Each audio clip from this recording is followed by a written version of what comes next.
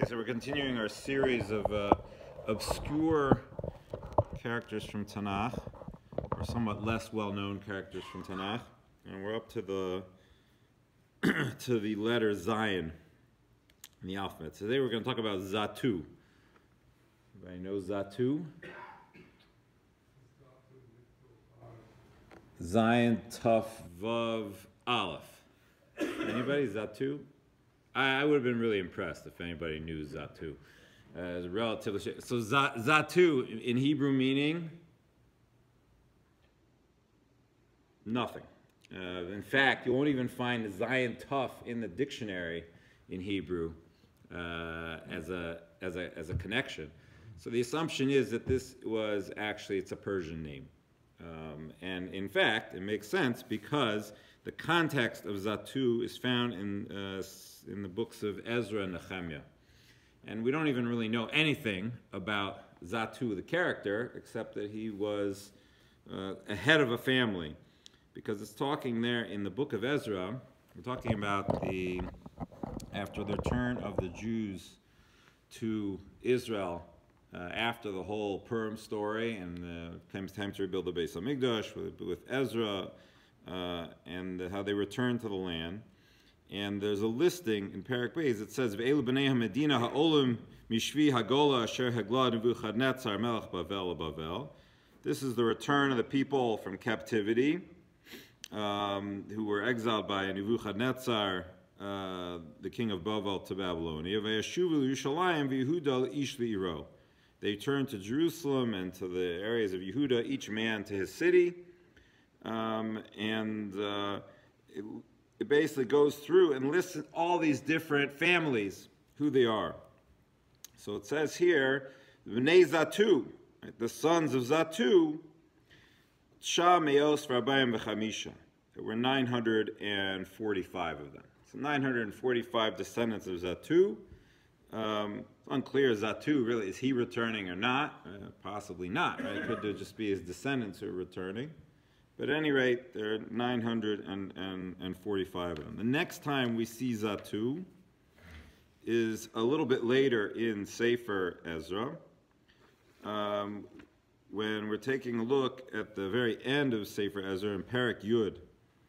Talks about this, what was the big problem that took place at the time of Ezra when they brought all the people up to the land of Israel? What was one of the big sin of the time? Intermarriage, right? It sounds very familiar. Right? So, what? Right. Well, right. The Levim didn't want to come back. The Kohanim came back. The Levim didn't want to come back because when they went to Bavel, they became the top guys. Well, you don't need a Kohen anymore. There's no sacrifices, but you need a Levi. You need somebody who can sing. You need a Chazan. You need that became an important position. Go back to Eretz Yisrael. Well, the Levi says, "Oh, stay in Chutz La'aretz. I'm gonna be somebody important." And come back to Israel. The Kohanim wanted to come back, not so much Levim. But here you have all these people who are getting involved in intermarriage. So basically, Ezra, they call everybody out. There's a big assembly, and they have a proclamation, and it makes everybody take an oath, and the people say, "You're right," and we sinned. And basically, they call everybody out, family by family. And they have them sort of, come forward, and they told them off and made them divorce get divorced from their intermarriages. So you find here among all the different families, it's talking about B'nei Zattu, El Yoneh, El Yoshiv, Matanya, Viremos, V'Zada, V'Aziza. So among the sons of Zattu, it lists off 6 of them who had intermarried, and that they came forward among this group that were, now doing, they were now repenting. You find again Zattu in Sefer Nehemiah in the 7th chapter. So this is 36 years later. Some assume that this Zattu here is a different Zattu in a different family, and I'll tell you why in a second. But basically, it's 36 years later, and while they're getting together the palace and the gates of Jerusalem, so he finds he finds, Nehemiah finds a book of Sefer Hayachas. It's a Sefer Yuchsin, sort of. It's like books of lineage. And so he reads off all the families and how many had come up to Eretz Yisrael 36 years later. But he also then gives the numbers sort of as they are now. Most of the numbers go up.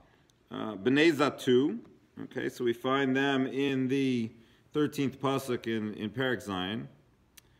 Bnei Zattu, Shmona Meos Arbaim V'chamisha.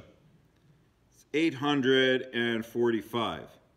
So how many was it back in the beginning of Ezra? Yeah, it was 900 something, right? So it would seem like, so some assume, it's talking about a whole different family. It's not the same exact one. And that's why the numbers are off. Because most of the time it went up. Here it was 945, and here it's 845. So you say, well, maybe it's just a mistake, or it really means 945. We assume that's not the way it is. Somehow they went down, but for some reason we don't know what happened to them. Maybe it was through the intermarriage. Maybe it was through something else. Yeah, Jerry. When we started talking about Zattu the first time around, didn't he come from Persia? Didn't he come with Ezra? Yeah. So he came, and then his sons intermarried at that point. I mean, some of them they brought with them, intermarriage. Wouldn't you think that if Zattu had 900 descendants, that he? I mean, was okay? Well, that's what I said. He may have been, deceased already when we're talking about him. He may have received that name before the exile occurred. Oh, you mean Bnei Zattu? It could be. Look, you have people living in Eretz Yisrael who have foreign names too. That happens that way. Yeah, it's a little bit unclear. But at any rate, they go down in numbers, but they're mentioned here again. The only other time you really see Zattu mentioned at all is the Gemara in Tanis. Gemara in Tanis at the end says that it's talking about all the different people who would bring the wood sacrifices. They would bring, not the wood sacrifice, but wood donations. Donations of all the wood that would be used to burn up the karbanos. So it says that it mentions all the different dates, that there are a whole bunch of different dates throughout the year, 11 different dates throughout the year, different periods of time when people would bring the wood. And it says the Bnei Zattu, they would bring it on the 15th of Av. On Tu B'Av. And the 15th of Av was the Bnei Zattu. And anybody else who didn't know what their time was supposed to be, they would also bring it then. So, interestingly, here are these people who, were involved in intermarriage, and here they are on the 15th of Av, which many, is the date that was sort of set up for marriages of Jewish people. So we sort of see perhaps that they did sort of a tshuva, and this date was sort of given to them perhaps as a way of saying, they've fixed up this problem of the intermarriage, and now they're going to have this date of bringing the wood will be on this specific date that we sort of sanctify, or not sanctify, but really that we highlight or hold up the concept of Jewish marriage on.